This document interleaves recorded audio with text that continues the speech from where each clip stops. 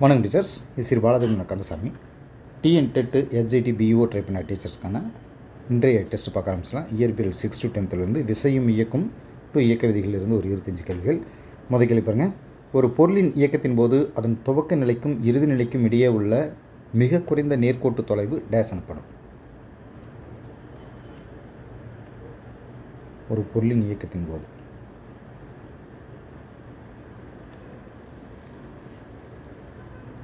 Answer பாருங்கள். D answer, இடப்பெயர்ச்சி. அதாவது இந்த பொருளுடைய இயக்கம் இது சொல்கிறோம்ல, அந்த இடப்பெயர்ச்சி ஆகட்டும், இதனுடைய இந்த இதுக்கு அழகு இந்த தொலைவுக்காகட்டும், இந்த ரெண்டுக்கும் ஒரே அலகு தான். அலகு மீன்ஸ் அந்த யூனிட்டு. இதனுடைய எஸ்ஐ அலகு பார்த்திங்கன்னா மீட்டர். எஸ்ஐ அலகு மீட்டர்னு சொல்லப்படுது. ரெண்டாவது, ஒரு நாட்டிக்கல் மைல் என்பது டேஸ் ஆகும். ஒரு நாட்டிக்கல் மைல் ஆன்சர் பாருங்கள். A answer. அதாவது 1.852 கிலோமீட்டர். இங்கே என்ன சொல்கிறாங்க அப்படின்னா, கப்பல், விமானங்கள் இதனுடைய வேகத்தை அளக்க பயன்படுறது அந்த பயன்படக்கூடிய அலகு நாட் அப்படின்னு சொல்லப்படுது. அது 1 மணி நேரத்தில் ஒரு நாட்டிக்கல் மைல் தொலைவு கடக்கிறது. அது எவ்வளோ தூரம் கடக்குது அப்படிங்கிறத வச்சு இது சொல்லலாம். மூணாவது, ஒரு ஓட்டப்பந்தய வீரர் 25 வினாடிகள் 200 மீட்டர் தூரத்தினை நிறைவு செய்கிறார் எனில் அதன் திசை வேகத்தினை காண்க.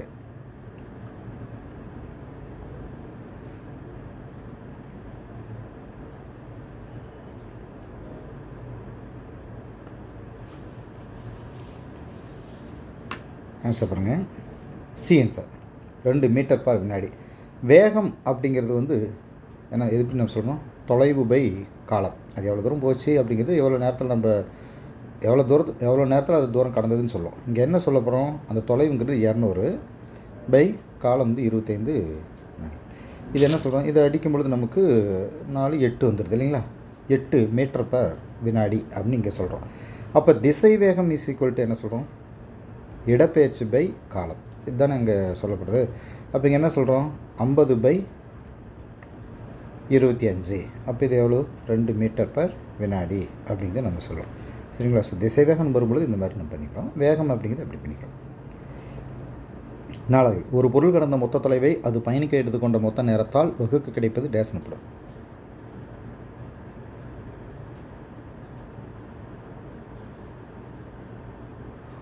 ஆன்சர் பாருங்கள். ஏ ஆன்சர், சராசரி திசை வேகம். சராசரி திசை வேகம் இஸ் ஈக்குவல் டு மொத்த இடப்பெயர்ச்சி பை எடுத்துக்கொண்ட மொத்த காலம். அந்த முடுக்கத்தின் எஸ்ஐ அலகு டேஸ்.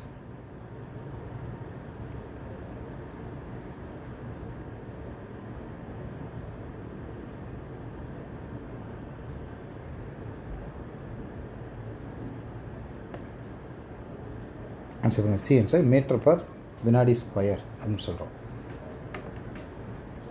அதாவது முடுக்கம் இசைக்குள்ள திசை வேகம் மாறுபாடு பை காலம். ஆறாவது, கூற்று 1, ஒரு பொருளை அதே நிலையில் வைத்துக்கொள்ளும் திறனை அப்பொருளின் சமநிலை எனப்படும். கூற்று 2, சமநிலை 3 வகைப்படும்.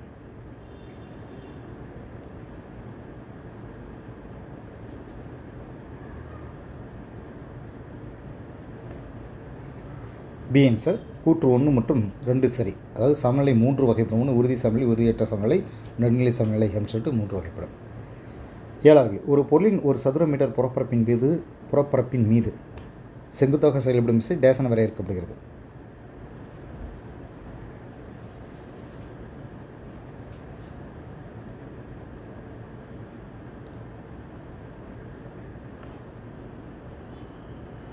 சி ஆன்சர், அழுத்தம். அதாவது அழுத்தத்தின் எஸ்ஐ அலகு பாஸ்கல். எஸ்ஐ அலகு பாஸ்கல். எட்டாவது, பாதரசமணி என்ற கருவியை கண்டறிந்தவர் யார்?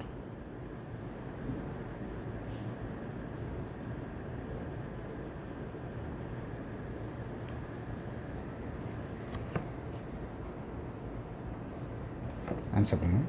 A answer, Torricelli.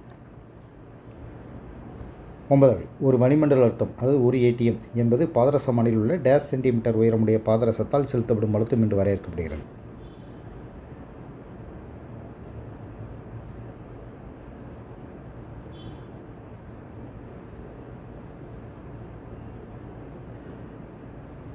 இந்த ஆன்சர் 76 சென்டிமீட்டர். அதாவது இதனுடைய மதிப்பு பார்த்திங்க அப்படின்னா 1.01 × 10⁻⁵ nms ⁻². 10வது, ஒரு பொருள் மிதப்பதை அல்லது மூழ்குவதை தீர்மானிக்கும் விசை எது?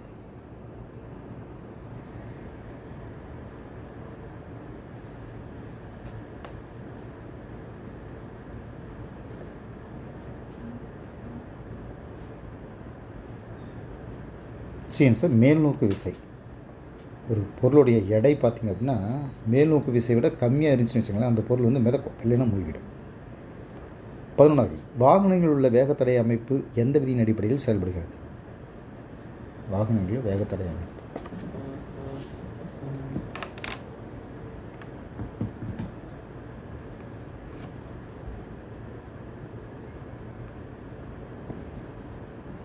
ஆன்சர் பாஸ்கல் விதி.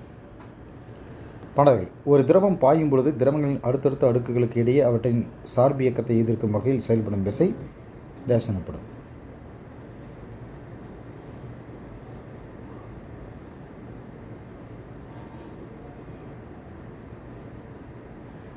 ஆன்சர் பாகியல் விசைன்னு சொல்கிறது. இந்த பண்பு பாகுநிலை அப்படின்னு வரையறுக்கப்படுது. 13வது, கொடுக்கப்பட்ட பரப்பின் மீது செயல்படும் செங்குத்து விசை டேஸ் எனப்படும்.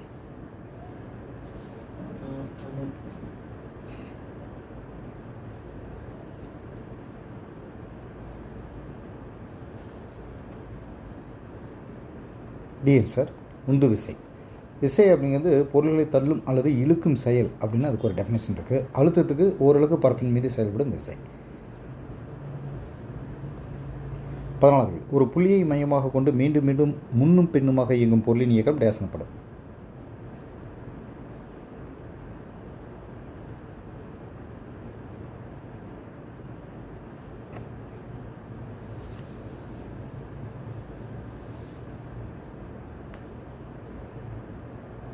ஆன்சர் அலைவு இயக்கம்.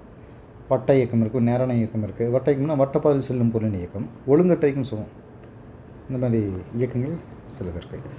15வது, ஒரு பொருள் 16 மீட்டர் தொலைவை 4 நொடியிலும் மேலும் 16 மீட்டர் தொலைவை 2 நொடியிலும் கடக்கிறது. அப்பொருளின் சராசரி வேகம் என்ன?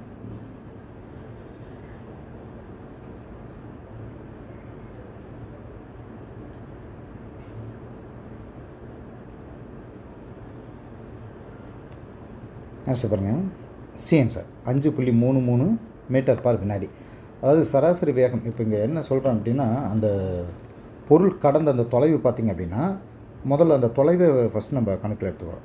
16 கூட்டல் 16 அப்படிங்கிறப்ப நமக்கு 32 மீட்டர் நமக்கு கிடைக்க ஆரம்பிச்சிடும். அப்போது அந்த மொத்த நேரம் எவ்வளவு அப்படின்னு சொல்லிட்டு இது தொலைவு. நேரம் பார்த்திங்க அப்படின்னா நமக்கு 4 கூட்டல் 2 வினாடி 6 வினாடி நமக்கு கிடைக்க ஆரம்பிச்சது. அப்போ சராசரி வேகம் அப்படிங்கிறது அதுக்கான ஃபார்முலா வந்து நமக்கு என்ன சொல்கிறோம், மொத்த தொலைவு பை மொத்த நேரம் இல்லைங்களா.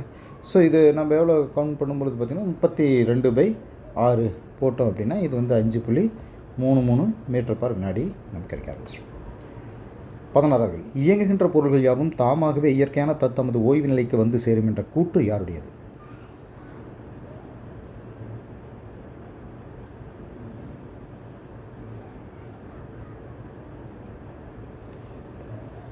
Answer Aristotle. அதாவது அரிஸ்டாட்டில் வந்து கிரேக்க நாட்டில் வாழ்ந்தவர்னு சொல்கிறது ஒரு சிறந்த அறிவியல் தத்துவ அறிஞர்.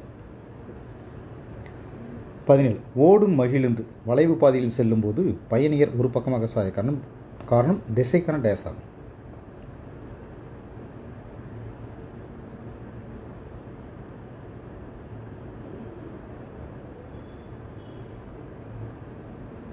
ஆன்சர் நிலைமம். திசையில் நிலைமம் அப்படின்னு சொல்லிட்டு நிலைமத்துக்கான எடுத்துக்காட்டுகளை அதை வரிசை சொல்கிறேன். 18வது, விசையின் விளைவானது எதை சார்ந்து அமைகிறது?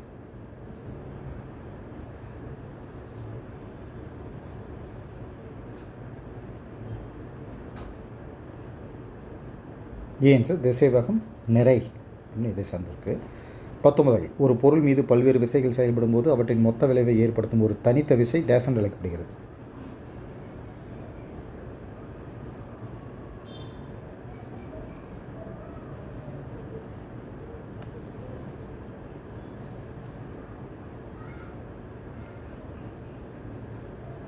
ஆன்சர் தொகுபையின் விசை அப்படின்னு சொல்கிறது. அதாவது resultant force.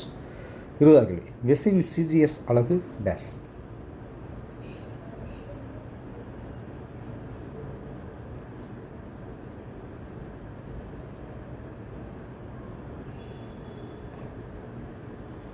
B answer time.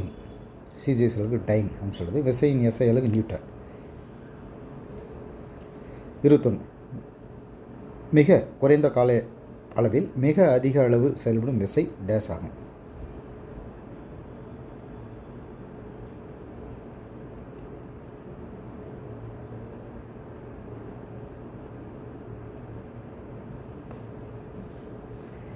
C answer கனத்தாக்கு விசை. அதாவது J = F × T. 22. கூற்று 1. புவி ஈர்ப்பு முடுக்கத்தின் சராசரி மதிப்பு 9.8 m/-2 ஆகும். கூற்று 2. புவி நிறை மதிப்பு M = 8.795 × 10⁻⁴ கிலோகிராம் என கணக்கிடப்படுகிறது.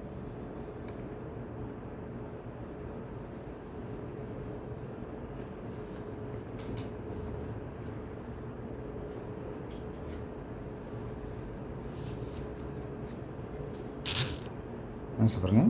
D answer. கூற்று 1 சரி, 2 தவறு.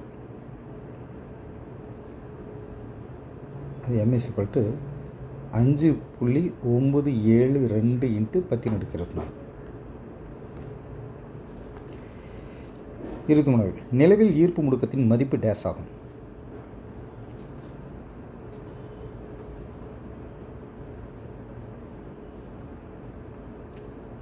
B answer 1.625 m/-2. இது புவியினுடைய ஈர்ப்பு முடுக்கத்தில் 0.1654 மடங்குக்கு சமமான அளவுன்னு சொல்லப்படுது. 24. புவி ஈர்ப்பு விசை மட்டுமின்றி இன்ன பிற விசைகளால் ஒரு பொருளின் எடையில் மாற்றம் ஏற்படும். இந்த எடை டேஸ் என்று அழைக்கப்படுகிறது.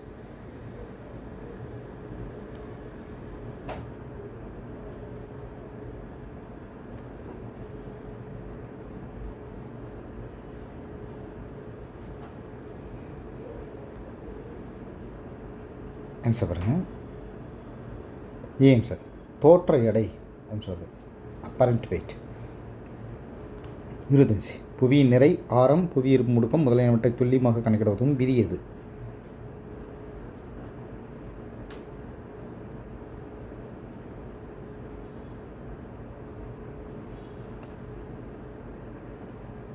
C answer. பொது ஈர்ப்பியல் விதி. ஓகே, இப்போ கெமிஸ்ட்ரி 6 to 10 நம்மை சுற்றி நிகழும் மாற்றங்கள் டு காற்று வரைக்கும் ஒரு 25 கேள்விகள். முதல் கேள்வி பாருங்கள். பின்வரும் நோட்டில் எது வேதியியல் மாற்றத்திற்கு எடுத்துக்காட்டு?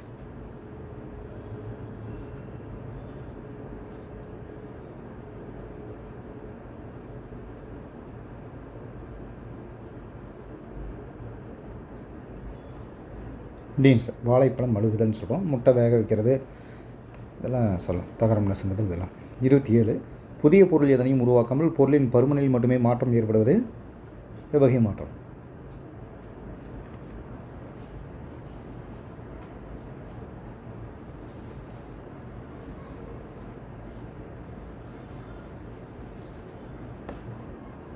B answer. இயற்பியல் மாற்றம். 28. வாயுவிலிருந்து திரவத்திற்கு மாறுவது டேஸ் எனப்படும்.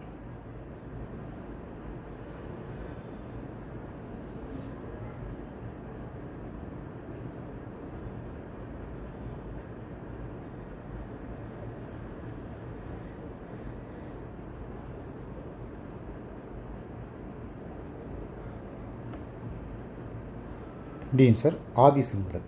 திண்மத்திலிருந்து வாயுக்கு மாறுவது பதங்கமாதல். உறைதல்ங்கிறது திரவத்திலிருந்து திண்மத்திற்கு மாறுவது. 29. இரும்பு துருப்பிடித்தலுக்கு மிக அவசியமான காரணிகள் யாவை?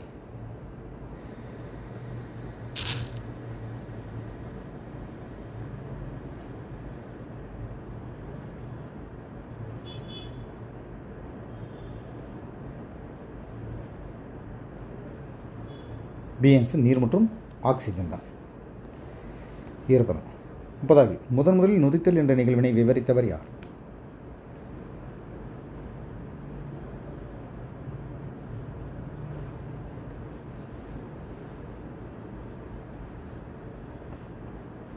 B answer. லூயிஸ் பாஸ்டியர் தான். காற்று இல்லாத சூழலில் ஈஸ்ட் அப்படிங்கிற நுண்ணுயிரியுடைய முன்னிலையில் நிகழக்கூடிய இந்த செயல் நொதித்தல் அப்படின்னு சொல்லியிருப்பார். இவர் தான் ரேபிஸ் அந்த வெறிநாய் கடிக்கும் மருத்துவம் கண்டுபிடிச்சார். 31. தாவர எண்ணெய்கள் டேஸ் சேர்க்கப்பட்டு வனஸ்பதி உருவாகிறது.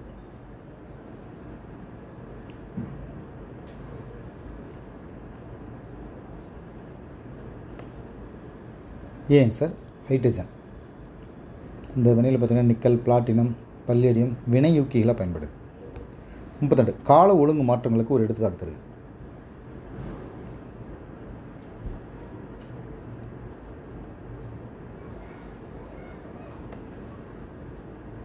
டிஎன்ஸ் இதய துடிப்பு. குறிப்பிட்ட கால இடைவெளியில் மாற்றங்கள் வந்து மறுபடியும் நிகழ்ந்துச்சுன்னா அது கால ஒழுங்கு மாற்றங்கள்னு சொல்லப்படுது. இதுக்கு எக்ஸாம்பிளாக பூமியினுடைய சுழற்சி சுற்றுறது, மணிக்கு ஒரு தடவை கடிகாரம் அடிக்கிறது, இதெல்லாம் சொல்லலாம். இதய துடிப்பு இதெல்லாம். 33 கீழ்கண்டவர்கள் எது இயற்கை பலவடிகள் அல்ல.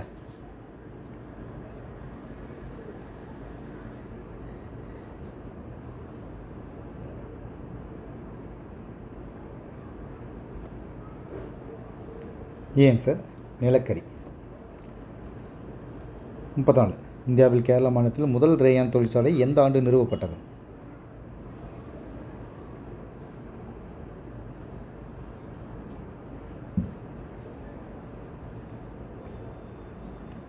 CN sir 1946. மனிதனால் தயாரிக்கப்பட்ட இலை ரேயானம் முழுமையாக செயற்கை இலை அப்படின்னு சொல்கிறதுக்கு இல்லை. ஏன்னா மரக்கூழிலிருந்து பெறப்பட்ட அந்த செல்லுலோஸ் இருக்கு பாருங்கள், அதனால் ரேயான் தயாரிக்கப்படுது. 35 முதலில் முழுமையாக பதப்படுத்தப்பட்ட செயற்கை இலை எது?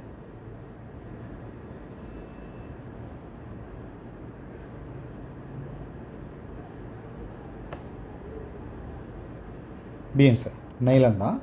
2ஆம் உலக போகிறப்ப பார்த்திங்கன்னா பாராசூட்டுகள், கயிறு, இந்த மாதிரி பொருட்கள் தயாரிக்கிறதுக்கு இந்த நைலான் பயன்படுத்துகிறாங்க. 36 மின் சுவிட்ச்கள் மற்றும் பல வகை பாத்திரங்களின் கைப்பிடிகள் தயாரிக்க டேஸ் பயன்படுகிறது.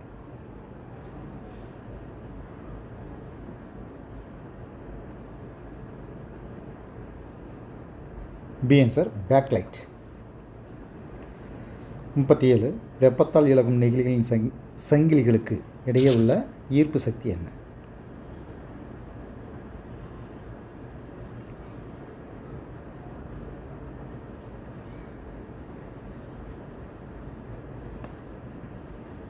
பிஎன் சார் பலவீன ஈர்ப்பு சக்தி அப்படின்னு சொல்லப்படுது. எடுத்துக்காட்டு பிஇடி நீர் பாட்டில்கள் வெப்பத்தால் இழக்கும். 38 அம்புக்குறி முக்கோணத்தின் நடுவில் 1 என்ற எண் காணப்பட்டால் அந்த நெகிழி பொருளானது எதனால் உருவாக்கப்பட்டது என அறியலாம்?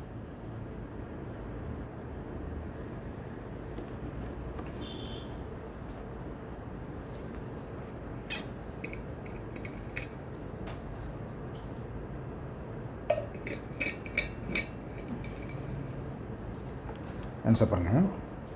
C answer polyethylene terephthalates. டெரிப்தாலேட்டாலாக உருவாக்கப்பட்டது. 39 ரெசின் குறியீடு எண் S3 எதை குறிக்கிறது?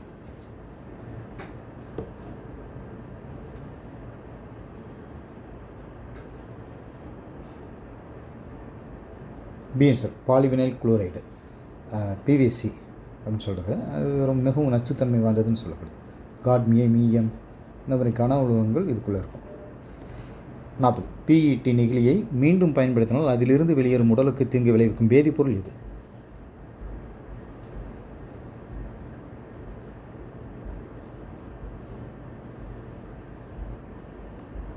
ஏன் சார் ஆன்டிமனி. அது உடலுக்கு நன்மை பயக்காதுன்னு சொல்லுவாங்க. 41 ஏபிஎஸ் நெகிழி பொருள்கள் எவை தயாரிக்க பயன்படுத்தப்படுகின்றன?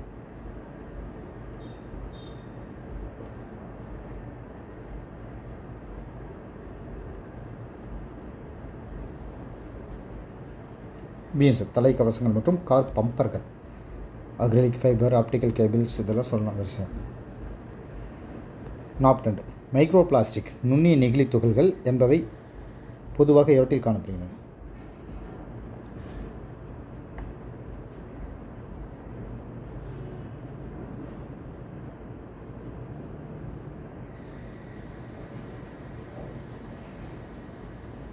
பி ஆன்சர் பற்பசை மற்றும் முகம் கழுவும் கரைசல். உடலை தூய்மைப்படுத்தும் தேய்ப்பான்கள் இதெல்லாம் இருக்கக்கூடிய இருந்தது. 43 2015 நடந்த ஆராய்ச்சியில் எத்தனை சதவீதம் கடல்வாழ் பறவைகளின் வயிற்றில் நெகிழிகள் இருப்பது கண்டுபிடிக்கப்பட்டது?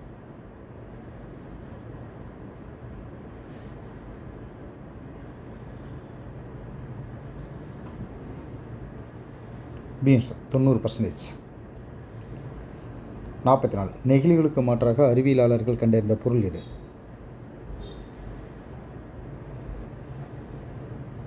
அது செயற்கை நெகிழி இருக்க மாட்டாங்க.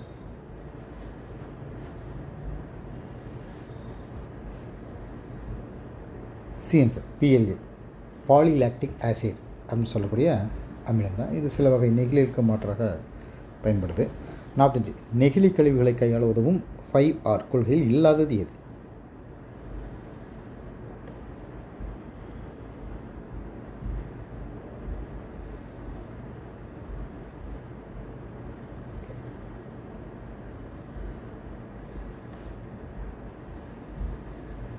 C answer repair.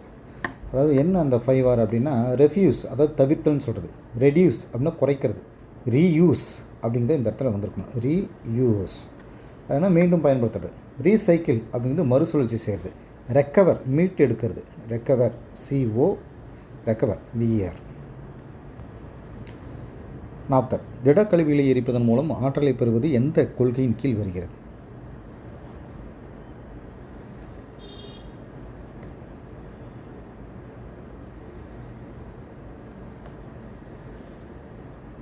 C answer மீட்டெடுத்தல். 47 டேஸ்களில் முதன்முறையாக மட்கும் தன்மை கொண்ட நெகிழிகள் அல்லது உயிரி நெகிழிகள் என்ற கருத்து தோன்றியது?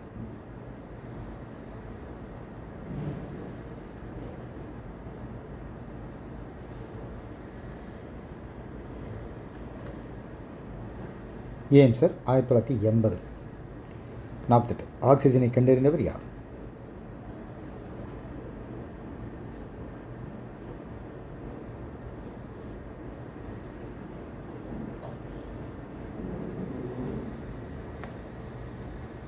C answer CW ஷீலே.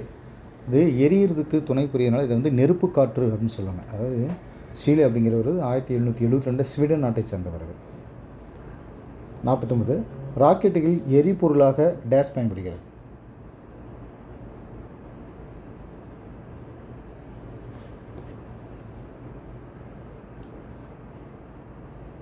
C answer oxygen.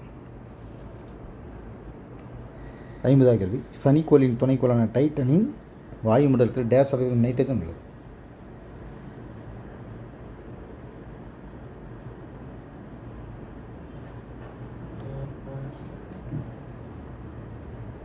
B answer 98% nitrogen இருக்குது. Okay teachers, thank you.